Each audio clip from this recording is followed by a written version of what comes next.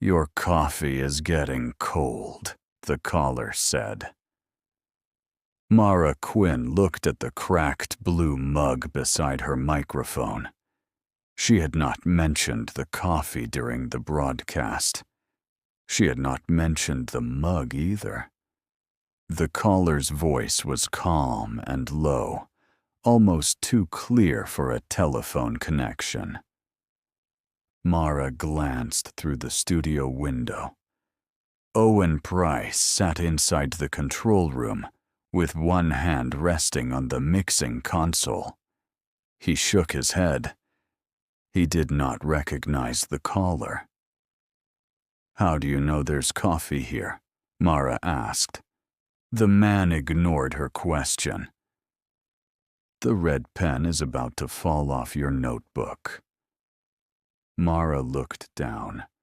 A red pen rested near the edge of her open notebook. Before she could touch it, the pen rolled forward and dropped onto the floor. Owen leaned closer to his monitor. Mara forced herself to remain still. Late-night callers often tried to frighten her. Some researched the station before calling. Others waited outside the building and described employees entering or leaving. But the studio had no exterior windows. The public could not see inside it. "What's your name?" Mara asked. The caller remained silent for several seconds. Mara could hear a faint hum behind his breathing. It sounded like the ventilation system above her. Owen pointed toward the telephone controls and silently asked whether he should disconnect the call. Mara raised one finger. She wanted one more answer. The man spoke again. The second hand on the wall clock just stopped. Mara looked above the studio door. The clock showed 1:17. Its second hand had frozen between two marks. A small chill moved across her arms. The clock was battery-powered.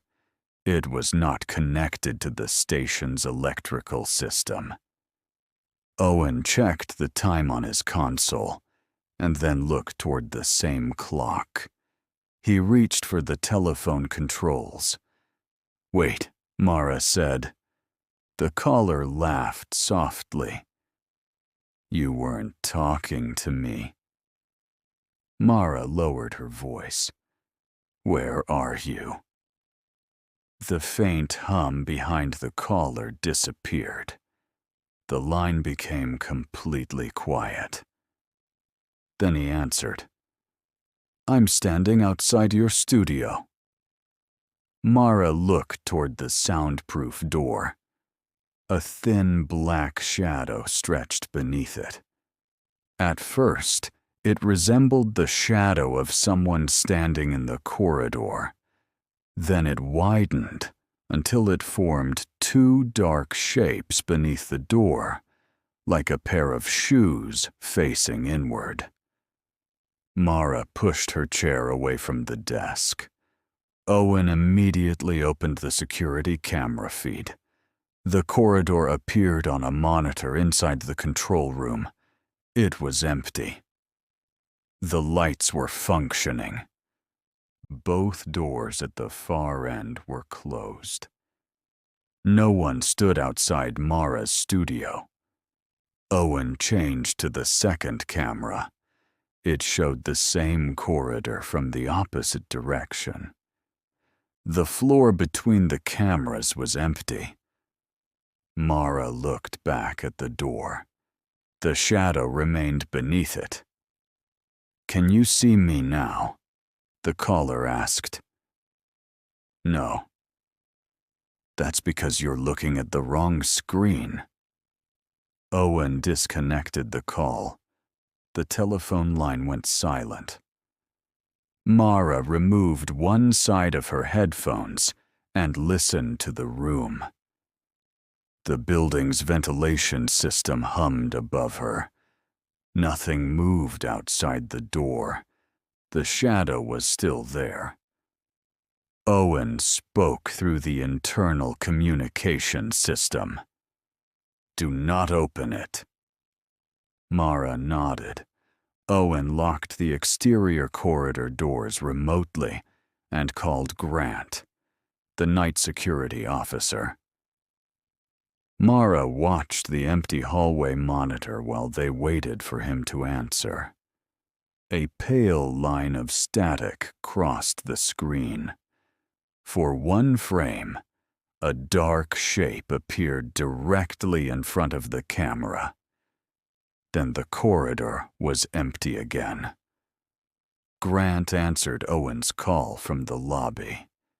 He said no visitors had entered the building during the previous hour. Owen asked him to come upstairs and check the studio corridor. Mara placed both hands on the desk. Her right headphone still covered one ear. A quiet click sounded inside it.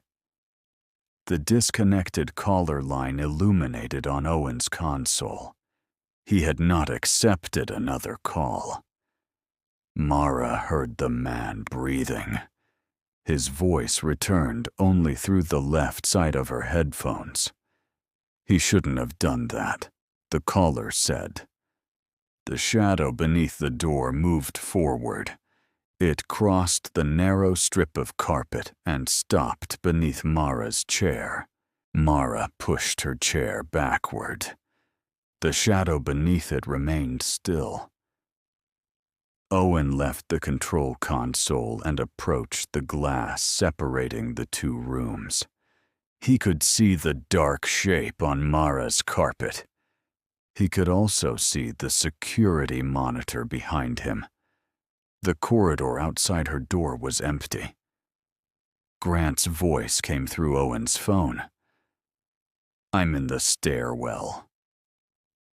Owen instructed him not to approach the studio door until both camera angles were recording. Grant reached the upper floor and stopped at the entrance to the corridor. Mara saw him appear on the monitor. His flashlight moved across the walls and floor. The corridor remained empty around him. Grant walked slowly toward the studio. As he approached, his shadow stretched behind him in the opposite direction. The shape beneath Mara's door did not move. It could not belong to Grant. "There's nothing out here," Grant said over the radio. Mara watched him stop directly outside the studio. His boots were visible beneath the door. The other shadow remained between them. Grant stepped to one side. The dark shape stayed in the center. Owen told him to open the door. Grant unlocked it from the corridor. The moment the door moved, every shadow inside the studio disappeared. Mara could see the empty corridor. Grant stood alone with his flashlight raised. He checked both ends of the hallway and inspected the recessed doorway beside the studio. No one was hiding there. He examined the ceiling panels and the maintenance cabinet. Nothing had been disturbed. Mara stepped into the corridor but stayed near the open door. The air outside felt colder than the studio. Grant asked if the caller could have been watching through a hidden camera. Owen said the objects described by the man were not visible from any existing camera angle. Grant searched the studio itself. He checked behind the acoustic panels, beneath the desk, and inside the narrow equipment closet. The room was empty. Owen asked Grant to close the door again. Grant hesitated. but followed the instruction. The lock clicked. For several seconds, nothing happened. Then the dark shape returned beneath the door. It formed slowly, as if someone outside were stepping closer. Grant was standing several feet away on the security monitor. Mara put her headphones back on. Heavy footsteps sounded in her left ear. They began at the far end of the corridor. One step, then another. Each was followed by a soft scrape. Mara watched the security screen. The hallway remained empty. "Someone's coming toward the door," she said. Grant looked in both directions. "I don't hear anything."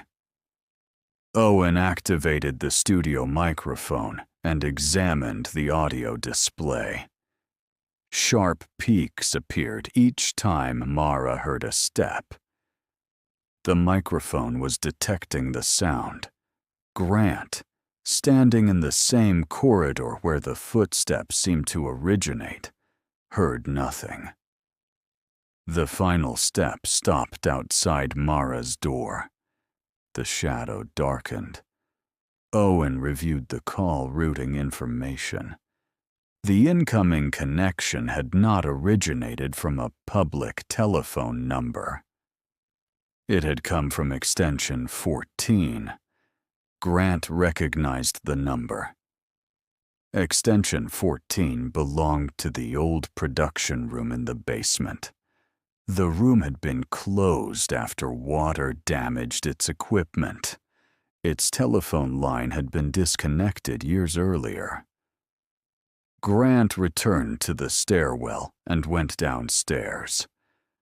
Mara and Owen followed him through the security cameras. The basement camera showed Grant approaching a gray metal door. A faded number 14 remained attached to it. Grant unlocked the room. Dust covered the abandoned desk and recording equipment. An old telephone rested near the wall. Its cable had been cut.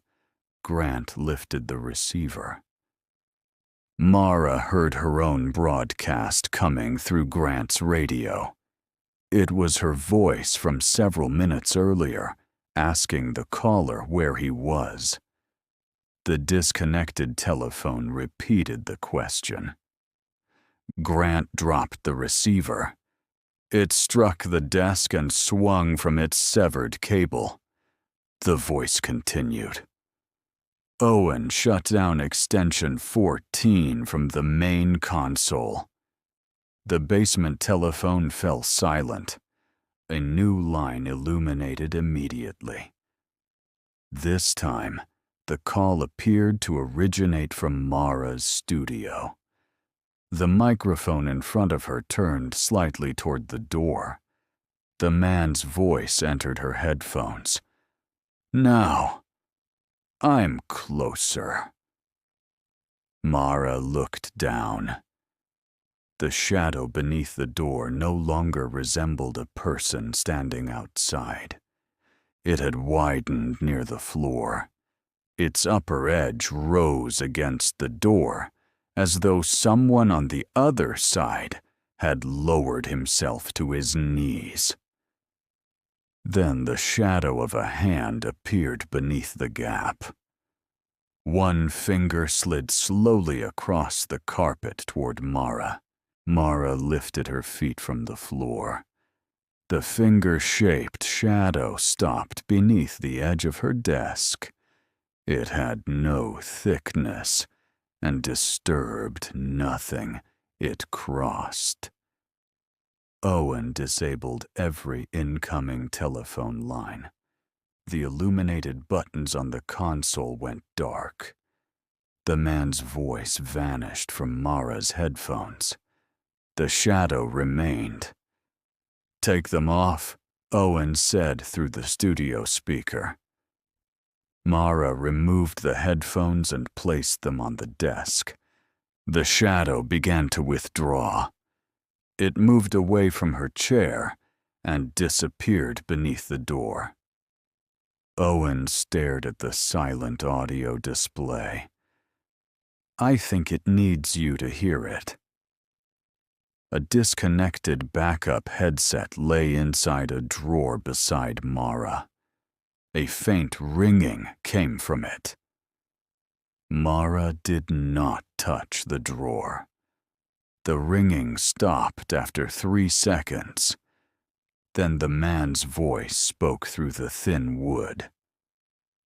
"You're still listening." Owen shut down the live program. The red broadcasting light above Mara's door switched off. Recorded music automatically replaced the broadcast. For a moment, the station returned to normal. Then breathing appeared between the notes. It was almost hidden beneath the music. Each breath grew louder until it seemed to come from directly behind the singer. Owen muted the studio monitors. The breathing continued inside Mara's headphones, the backup headset, and the small emergency speaker near the ceiling. The shadow returned beneath the door. This time, it spread across the entire entrance. Grant came back upstairs and stood outside the control room. Owen unlocked the door for him. Grant entered and listened to the speaker. He heard only the music. Mara and Owen could hear the breathing clearly. Owen concluded that the sound was traveling through the station's active monitoring channels.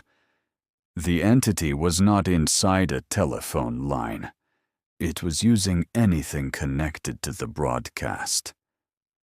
Owen switched off the main electrical supply. The control room went dark. The music stopped. The computer screens faded.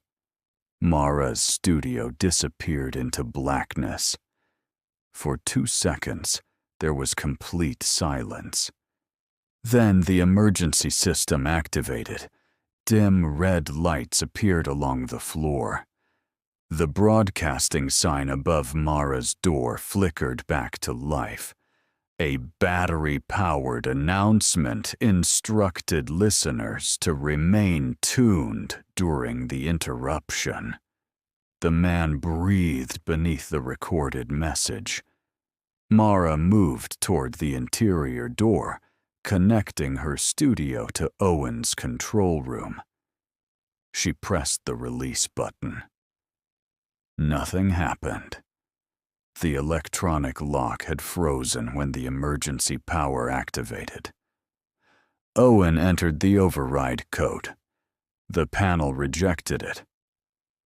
Grant returned to the corridor and approached Mara's other door. The security cameras showed him standing alone. He told Mara to unlock it and step outside. She reached toward the handle. A slow exhalation sounded from the emergency speaker. The shadow beneath the door rose against its lower surface. It looked like a person pressing his face close to the gap. Mara pulled her hand away. Grant tried the exterior handle. It would not turn. "Back away from the door," Owen warned. The handle moved downward by itself. Grant released it and stepped back. On the security monitor, no one was touching the door. The handle rose. Then it lowered again. A soft click came from the lock. Mara heard the man through the microphone in front of her. "You don't have to open it." The words did not come from a speaker. The microphone itself was producing them. Its metal arm turned toward Mara with a slow mechanical scrape. The audio display in the dark control room began drawing a new waveform. Owen had disconnected the studio input. There should have been no signal. The shadow slipped through the gap beneath the door. It stretched across the carpet toward Mara's feet. She covered both ears.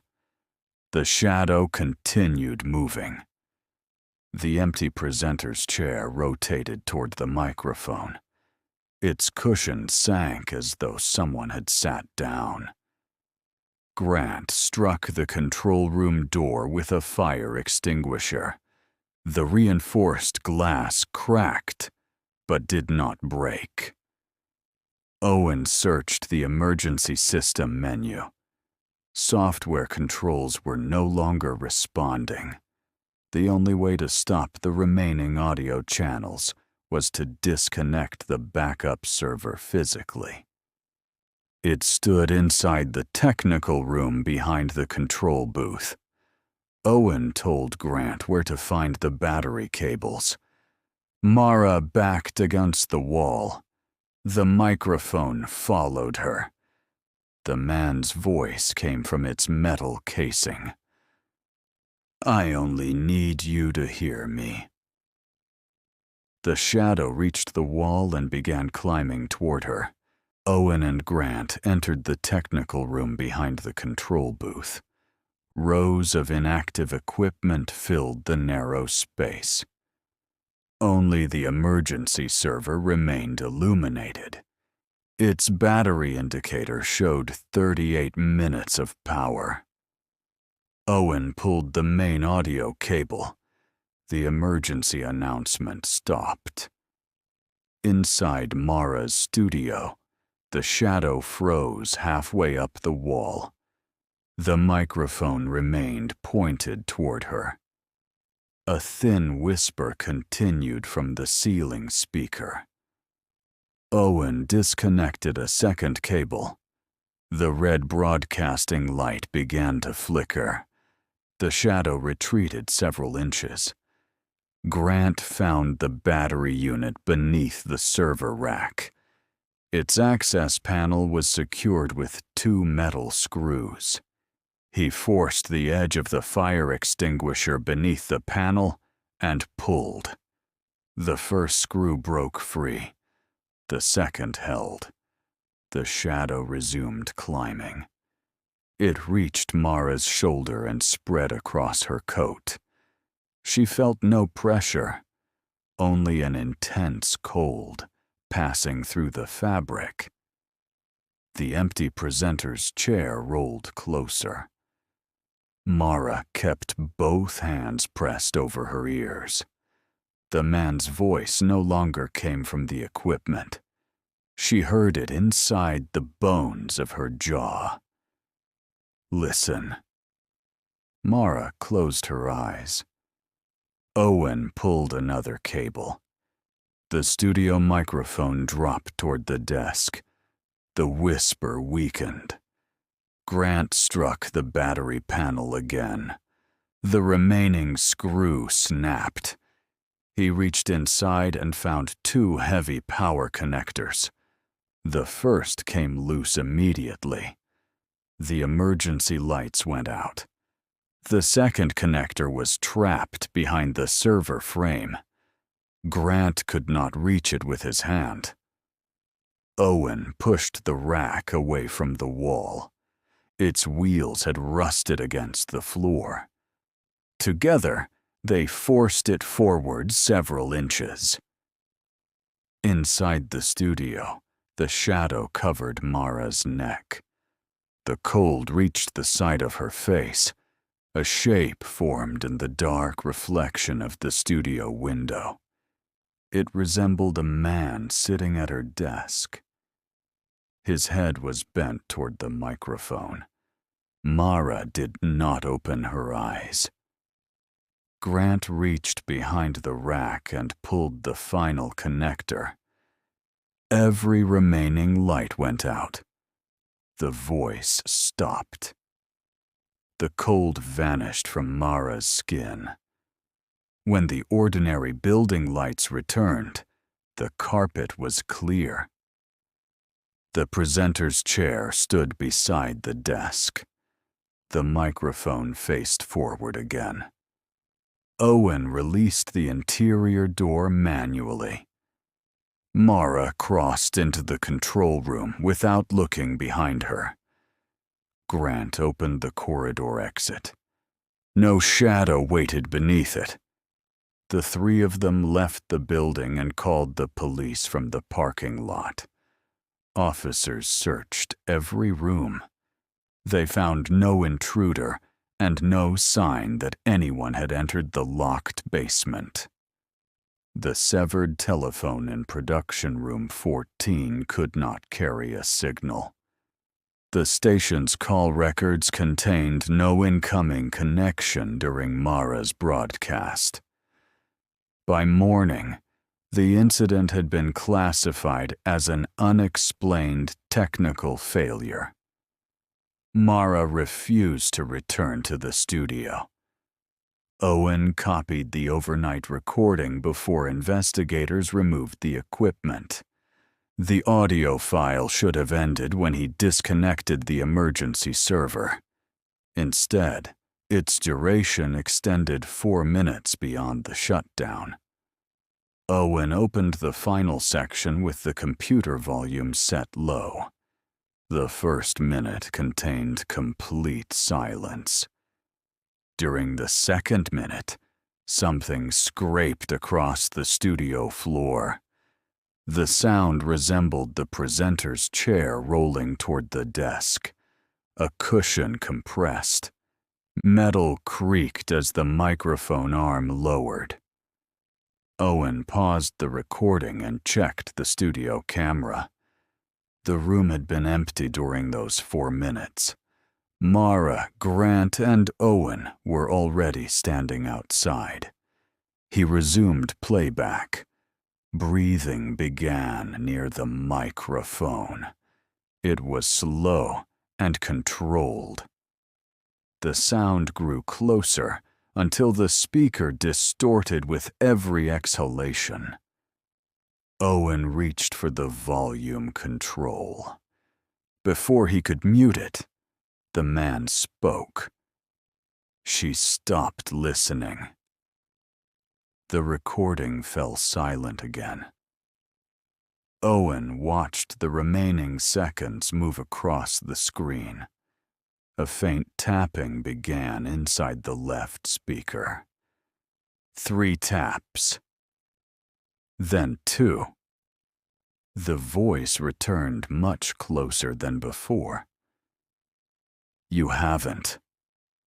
The audio file ended. Owen closed the program. The studio beyond the control room glass was empty. The broadcasting light above its door was off. Then the presenter's chair turned slowly toward the microphone. A new audio channel appeared on Owen's console. It had no number and no source. The call button began to flash. Owen did not answer it. The speaker beside him clicked on by itself. Someone took a quiet breath, and the red broadcasting light came back on.